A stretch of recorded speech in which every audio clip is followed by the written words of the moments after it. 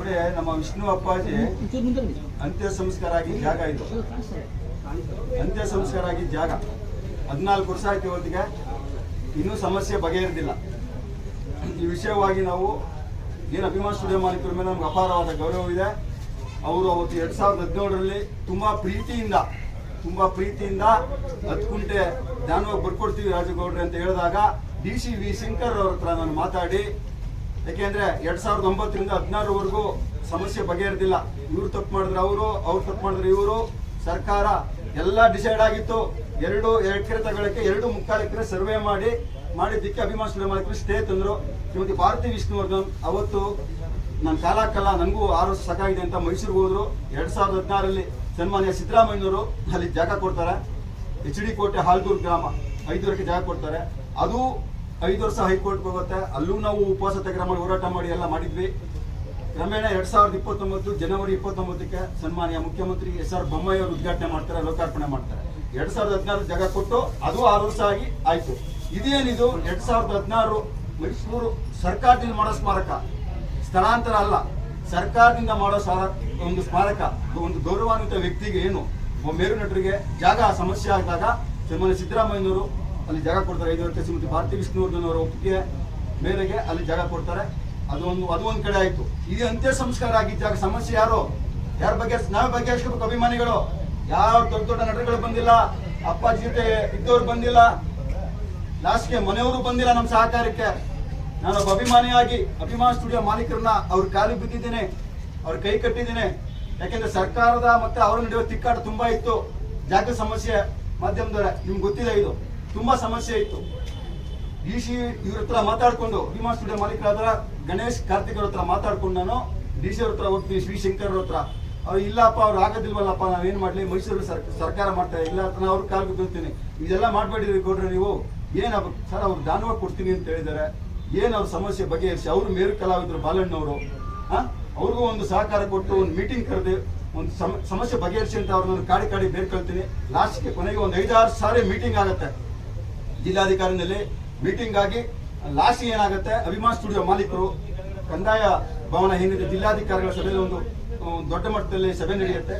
ಆ ಸಭೆಯಲ್ಲಿ ನಮ್ಮ ವಿಷ್ಣುಜಿಯವರ ದತ್ತುಪುತ್ರವರು ಭಾಗವಹಿಸಿರ್ತಾರೆ, ನಮ್ಮ ವಿಷ್ಣು ಸೇನಾ ಸಂಘಟನಾ ಪದಾಧಿಕಾರಿಗಳು ಭಾಗವಹಿಸಿರ್ತಾರೆ, ವಿಷ್ಣುವರ್ಧನ ಪ್ರತಿಷ್ಠಾನದವರು, ಕಂದಾಯ ಇಲಾಖೆದವರು, ಜಿಲ್ಲಾಧಿಕಾರಿ, ತಹಸೀಲ್ದಾರ್ ಸಮಿತಿಯಲ್ಲಿ ಅಭಿಮಾನ್ ಸ್ಟುಡಿಯೋ ಮಾಲೀಕರು 10 ಕುಂಟೆ ಜಾಗವನ್ನ ಬರ್ಕೊಡ್ತಾರೆ. ಎಲ್ಲ ಒಪ್ಕೊಂತಾರೆ.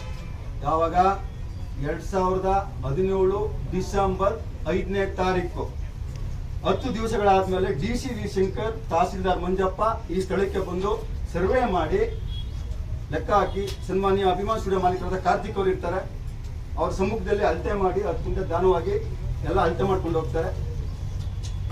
ಇವರು ಬಂದಿದ್ರು, DC ಅಧಿಕಾರಿ ಬಂದಿದ್ರು. ಎಲ್ಲ ಒಂದು ಮಟ್ಟಕ್ಕೆಲ್ಲ ಒಂದು ಯಶಸ್ವಿಯಾಗಿ ಆಯ್ತು. ಎಲ್ಲ ಆಗಿತ್ತು. ಸರ್ವೆ ಮಾಡಿದ್ರಷ್ಟೇ. ಆವಾಗ ಬೇರೆ ಒಂದು ಸರ್ಕಾರ ಬರುತ್ತೆ, ಕುಮಾರಸ್ವಾಮಿ ಅವ್ರಿಗೆ, ಅವ್ರಿಗೂ ಮನವಿ ಕೊಡ್ತೀನಿ ನಾನು. ಅವರು 1-2 ಮನವಿ ಕೊಟ್ಟಾಗ ಏನು ಸರ್ವೆ ಮಾಡಿದ್ರು ಆ ದಾಖಲೆಯನ್ನು ಬಿಡುಗಡೆ ಮಾಡ್ತಾರೆ. ಅಲ್ಲಿಗೆ ಕೆಲಸ ಅಷ್ಟಕ್ಕೆ ಸ್ಟಾಪ್ ಆಗಿರುತ್ತೆ. ಯಾರು ಇದ್ರ ಬಗ್ಗೆ ಗಮನ ಕೊಡಲ್ಲ. ಯಾಕೆಂದ್ರೆ ಸ್ಮಾರಕನೂ ಅಲ್ಲಿ ನಿರ್ಮಾಣ ಆಗಿಲ್ಲ, ಲೋಕಾರ್ಪಣೆ ಆಗಿಲ್ಲ. ಈಗ ಹೆಂಗ್ ಮಾಡ್ಕೊಡ್ತಾರೆ? ಇದೇ ಶ್ರೀಮತಿ ಭಾರತಿ ವಿಷ್ಣುವರ್ಧನ್, ನಿಮ್ಮ ಸರ್ಕಾರಗಳು 2009ರಿಂದ 2016ವರೆಗೂ ಅಭಿಮಾನ್ ಸ್ಟುಡಿಯೋದಲ್ಲಿ ನೀವು ಕೆಲಸ ಸ್ಮಾರಕ ಮಾಡಲಿಲ್ಲ. ಅಲ್ಲಿ ಜಾಗ ಕೊಟ್ರಿ 16ರಲ್ಲಿ. ಇನ್ನೂ ಅದು ಹೈಕೋರ್ಟ್ಗೆ ಹೋಗಿದೆ. ನಾನು ಏನ್ ಮಾಡ್ಬೇಕು? ಅಭಿಮಾನಿಗಳು ಬರ್ತಾರೆ, ಅವ್ರ ಅಭಿಮಾನ, ನಾನು ಅವ್ರು ತಡೆಯಲ್ಲ. ಫಸ್ಟ್ ನಿಮ್ಮ ಸರ್ಕಾರದಿಂದ ಲೋಕಾರ್ಪಣೆ ಮಾಡಿ ಇದನ್ನ ಮಾಡ್ಕೊಡಿ ಅಂತ ಹೇಳ್ತಾರೆ DC ಶಂಕರ್ಗೆ. DC ಶಂಕರ್ ನನಗೆ ಕರೆಸ್ಕೊಂಡು, ನೋಡಪ್ಪ ಇಷ್ಟೆಲ್ಲ ಕೆಲಸ ಆಗಿದೆ, ರೆಕಾರ್ಡ್ ಆಗಿದೆ, 10 ಕುಂಟೆ ಅಭಿಮಾನಿಗಳಿಗೆ ಯಾವುದೇ ಸಮಸ್ಯೆ ಇಲ್ಲ, ರೆಕಾರ್ಡ್ ಆಗಿದೆ, ಬರ್ಕೊಟ್ಟಿದ್ದಾರೆ, ನಾವು DC ಬಂದಿದ್ದೀವಿ, ಸರ್ವೆ ಮಾಡಿದ್ವಿ, ಎಲ್ಲ ಸಮಸ್ಯೆ ಇಲ್ಲ, ನೀವೇನು ತಲೆ ಕೆಡಿಸ್ಕೊಳ್ಳೋದಿಲ್ಲ, ನಿಧಾನಕ್ಕಾಗತ್ತೆ, ನೀವು ಆರಾಮಾಗಿರಿ ಅಂತ ಒಂದು ಭರವಸೆ ಕೊಡ್ತಾರೆ DC ಶಂಕರ್. ಅವತ್ತಿಂದ ಇವತ್ತಿನವರೆಗೂ ನಾನು ಅವ್ರಿಗೆ ಭರವಸೆ ಕೊಟ್ಟು ನಾನು ಸುಮ್ಮನಿರಲಿಲ್ಲ. 2017ರಲ್ಲಿ ಸಿದ್ದರಾಮಯ್ಯನವರು, 2018ರಲ್ಲಿ ಮುಖ್ಯಮಂತ್ರಿ ಕುಮಾರಸ್ವಾಮಿ ಅವರು, 2019-20ರಲ್ಲಿ ಯಡಿಯೂರಪ್ಪನವರು, 2021-22ರಲ್ಲಿ ಬೊಮ್ಮಾಯಿ ಅವರು, ಈಗ 2023 2 ಸಾರಿ ಸಿದ್ದರಾಮಯ್ಯ ಮನವಿ ಕೊಟ್ಟಿದ್ದೀನಿ. ಏನು 10 ಕುಂಟೆ ಜಾಗನ ಅಭಿಮಾನ್ ಸ್ಟುಡಿಯೋ ಮಾಲೀಕರು ಕರೆದು ಸಮ್ಮುಖದಲ್ಲಿ ಆದೇಶ ಮಾಡಿ ವಿಷ್ಣುವರ್ಧನ ಪ್ರತಿಷ್ಠಾನಕ್ಕೆ ವಹಿಸ್ಕೊಳ್ಳಿ, ಇಲ್ಲ ಅಂದ್ರೆ ಅಭಿಮಾನ್ ಸ್ಟುಡಿಯೋ ಸುಪರ್ದಿಗೆ ವಹಿಸಿ. ನಮ್ಗೆ ಅಭಿಮಾನಿಗಳಿಗೆ ಏನ್ ಬೇಕು ನೋಡಿ, ಈ ತರ ಪುಣ್ಯ ಸ್ಮರಣೆ ಒಂದು ಕಾರ್ಯಕ್ರಮ, ಸೆಪ್ಟೆಂಬರ್ 18 ಒಂದು ಕಾರ್ಯಕ್ರಮ ಮಾಡಕ್ಕೆ ನಮ್ಗೆ ಅವಕಾಶ ಮಾಡ್ಕೊಡಿ. ನಾವು ಅಷ್ಟೇ ಕೇಳ್ತಾ ಇರೋದು. ಯಾರನ್ನ? ಸರ್ಕಾರನ. ಸರ್ಕಾರ ಇಲ್ಲಿಗೆ ಒಂದು ಅಭಿಮಾನ ಸ್ಟುಡಿಯೋ ಮಾಲೀಕರು, ಮೇರು ನಟ ಬಾಲಣ್ಣ ಅವರ ಒಂದು ಕುಟುಂಬನ ಇಲ್ಲಿವರೆಗೂ 5 ಜನ ಮುಖ್ಯಮಂತ್ರಿ, 7 ಜನ ಡಿ ಸಿ ಕರೆದಿದ್ದೀನಿ. ಡಿ ಸಿ ಒಂದು ಸಭೆ ಬಂದಿದ್ ಬಿಟ್ರೆ ವಿ ಶಂಕರ್ ಸಭೆ ಬಂದಿದ್ರೆ ಮಾಲೀಕರು 65ವರೆಗೂ ಬಂದಿಲ್ಲ. ಯಾವುದೇ ಮುಖ್ಯಮಂತ್ರಿಗಳು ಅವ್ರಿಗೆ ಗೌರವ ಕೊಟ್ಟು, ಅಭಿಮಾನ ಸ್ಟುಡಿಯೋ ಮಾಲೀಕರನ್ನ ಒಂದು ಗೌರವ ಕೊಟ್ಟು ಒಂದು ಸಭೆಗೆ ಆಹ್ವಾನ ಮಾಡಿ, ನೀವು ಕಲಾವಿದರು ಹಿರಿಯಣ್ಣ ಬಾಲಣ್ಣ ಯಾರು 65ರಲ್ಲಿ ಒಂದು ಸ್ಥಾಪನೆ ಮಾಡಿ, ಒಬ್ಬ ಮೇರು ಕಲಾವಿದರು ಅವ್ರು ಸ್ಥಾಪನೆ ಮಾಡಿದ್ದು ಇದು ಸ್ಟುಡಿಯೋ. ಇದು ಮೊಟ್ಟ ಮೊದಲ ಏಕೈಕ ವ್ಯಕ್ತಿ ಅವರು. ಅವ್ರನ್ನ ಕರೆದಿ, ಅವ್ರ ಕುಟುಂಬ ಕರೆದಿ, ಏನೋ ಸ್ಮಾರಕ ಇಲ್ಲ ಆಗಿರಲ್ಲ, ಆಯ್ತು ಇದು ಸಮಸ್ಯೆ ಅಭಿಮಾನಿಗಳು ಬರ್ಸ್ಕೊಡಿ ಅದೇನಿತ್ ಮಾಡ್ಬಿಟ್ಟು ತೀರ್ಮಾನ ಮಾಡೋದು ಆಗಲ್ವಾ? ಯಾವುದೇ ಮುಖ್ಯಮಂತ್ರಿಗಳು ಇಲ್ಲಿವರೆಗೂ ಜವಾಬ್ದಾರಿ ತಗೊಂಡಿಲ್ಲ. ನಾನು ಎಲ್ಲಾ ಮುಖ್ಯಮಂತ್ರಿ ಡಿಸಿಗಳು ಮನವಿ ಕೊಟ್ಟಿದ್ದೀನಿ. ಇವತ್ತು ನಾನು ಹೈಕೋರ್ಟ್ಗೆ ಹೋಗಿದ್ದೆ 2023 ಜನವರಿನಲ್ಲಿ. ಅಭಿಮಾನ ಸ್ಟುಡಿಯೋ ಮಾಲೀಕರಿಗೆ ಬೇಜಾರಾಗಿ ಅವರು ಯಾವುದೋ ಕಾರಣಾಂತರಗಳಿಂದ ನಾವು ಬರ್ಕೊಟ್ಟಿಲ್ಲ ಅಂತ ಹೇಳ್ತಾರೆ ಕೋರ್ಟ್ ಅಲ್ಲಿ. ಅವ್ರ ಪಾಪ ಏನೋ ಪ್ರಾಬ್ಲಮ್ ಆಗಿದೆ, ತುಂಬಾ ತೊಂದರೆಗಳಾಗಿದೆ, ನಾನೆಲ್ಲ ಬಹಿರಂಗವಾಗಿ ಹೇಳ್ಕೊಳ್ಳಲ್ಲ, ಅವ್ರ ಕಾರಣ ಆಗಿದೆ. ಆಮೇಲೆ ನಾನು ಕೋರ್ಟ್ಗೆ ಹೋದೆ ದಾಖಲೆಗಳಿಕೊಂಡು. ಕೋರ್ಟು ಆಗಸ್ಟ್ 21, 2023 ಜಡ್ಜ್ಮೆಂಟ್ ಕಾಪಿ ಕೊಡುತ್ತೆ. ಏನು ಒಂದು ಸತತ 8 ವರ್ಷಗಳ ಡಿ.ಸಿ. ವಿ. ಶಂಕರ್ ಕೇಸ್ ಹಾಕಿರ್ತಾರೆ, ಅದು ಒಂದು 7 ವರ್ಷಗಳ ಕೇಸ್ ನಡೀತಾ ಇರ್ತದೆ. ಅಂತಿಮ ತೀರ್ಪು ಕೊಡ್ತಾರೆ. ಏನ್ ತೀರ್ಪು? ಸರ್ಕಾರದಿಂದ 5.5 ಎಕರೆ ಜಾಗ ಕೊಟ್ಟು ಸ್ಮಾರಕ ನಿರ್ಮಾಣ ಮಾಡಿದೆ. ಹಾಗಾಗಿ ಸರ್ಕಾರ ಅಭಿಮಾನ ಸ್ಟುಡಿಯೋ ಮಾಲೀಕರ ಹತ್ರ 7 ಎಕರೆ ತಗೊಂಡಿದ್ರು, ಅದನ್ನ ವಾಪಸ್ ಮಾಡ್ತಾ ಇದ್ದಾರೆ. ಹಾಗಾಗಿ ಈ ಕೇಸ್ನ ನಾವು ಕ್ಲೋಸ್ ಮಾಡ್ತಾ ಇದೀವಿ ಅಂತ ಹೇಳ್ತಾರೆ. ಕ್ಲೋಸ್ ಮಾಡ್ತಾರೆ. ನಮ್ದು ಹತ್ಕೊಂಡೆ ನಮ್ಮ ಮುಖ್ಯಮಂತ್ರಿ ಏನ್ ಮಾಡ್ತಾರೆ ನೋಡಿ, ಹಿಂಗೆ ಅವ್ರು ಬರ್ಕೊಟ್ಟಿದ್ದಾರೆ ಸರ್ಕಾರಕ್ಕೆ. ಸರ್ಕಾರ ಸರ್ವೆ ಮಾಡಿದೆ, ಇಷ್ಟೆಲ್ಲ ಆಗಿದೆ, ನಮ್ಗೆ ನ್ಯಾಯ ಒದಗಿಸ್ಕೊಡಿ. ಇಲ್ಲ, ಇದು ನಾವು ಈ ಕೇಸ್ಗೂ ನಾವು ತೀರ್ಪು ಕೊಡಕ್ ಬರಲ್ಲ, ನಾವು ಕೇಸ್ನೇ ಕ್ಲೋಸ್ ಮಾಡ್ತಾ ಇದೀವಿ. ನೀವೇನಿದ್ರು ಸರ್ಕಾರ ಮುಖ್ಯಮಂತ್ರಿಗಳಿಗೆ ಮತ್ತೆ ಏನು ಸಂಬಂಧಪಟ್ಟ ಇಲಾಖೆಗೆ ನೀವು ನಿಮ್ಮ ಅಳಿನ ತೋರಿಸ್ಕೊಂಡು ಸಮಸ್ಯೆ ಬಗೆಹರಿಸ್ಕೊಳ್ಳಿ ಅಂತ ನಮಗೆ 10 ಕುಂಟೆಯನ್ನ ಉಲ್ಲೇಖ ಮಾಡಿ ಆದೇಶ ಹೊರಡಿಸುತ್ತೆ. ಅಲ್ಲಿಗೆ ಅಭಿಮಾನ ಸ್ಟುಡಿಯೋ ಕೇಸ್ ಮುಗೀತು. ನಾನೇನ್ ಮಾಡಿದೆ, ಅದಾದ್ಮೇಲೆ 2 ತಿಂಗಳಿಂದ ಮುಖ್ಯಮಂತ್ರಿಯವರಿಗೆ 2 ಸಾರಿ, ಡಿ.ಸಿ.ಎಂ.ಗೆ 1 ಸಾರಿ, ಕಂದಾಯ ಇಲಾಖೆ ಕಾಟೇರ ಅವರಿಗೆ, ಕವಿತಾ ರಾಣಿ ಅವರಿಗೆ, ಅವರಿಗೆ ವಿಷ್ಣುವರ್ಧನ ಪ್ರತಿಷ್ಠಾನ ಸದಸ್ಯ ಕಾರ್ಯದರ್ಶಿಗಳು ವಿಜಯಾನಂದ್ ಅವರಿಗೆ, ಜಿಲ್ಲಾಧಿಕಾರಿ ದಯಾನಂದ್ ಅವರಿಗೆ, ತಹಸೀಲ್ದಾರ್ ಶ್ರೀನಿವಾಸ್ ಅವರಿಗೆ, ವಿಭಾಗಾಧಿಕಾರಿಗಳು, ಕನ್ನಡ ಸಂಸ್ಕೃತಿ ಇಲಾಖೆ ಎಲ್ರಿಗೂ ಮನವಿ ಕೊಟ್ಟಿದ್ದೀನಿ.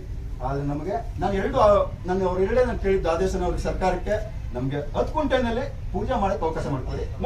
10 ಕುಂಟೆ ಬಗ್ಗೆ ಅಭಿಮಾನ ಸ್ಟುಡಿಯೋ ಮಾಲೀಕರನ್ನು ಕರೆದಿ ಒಂದು ಆದೇಶ ಮಾಡಿ. 2 ಬೇಡಿಕೆಗೆ 1 ಬೇಡಿಕೆಗೆ ಪೂಜೆ ಮಾಡಕ್ಕೆ ನಮಗೆ ಜಿಲ್ಲಾಧಿಕಾರಿಗಳು ಅವಕಾಶ ಮಾಡಿಕೊಟ್ರು. ಪೂಜೆ ಮಾಡ್ತಾ ಇದ್ದೀವಿ ಸರ್. ಇಷ್ಟು ನೋಡಿ, ಇಷ್ಟು ಸ್ಟೋರಿ. ಇದು ಸತತ 7 ವರ್ಷಗಳ ಸ್ಟೋರಿ.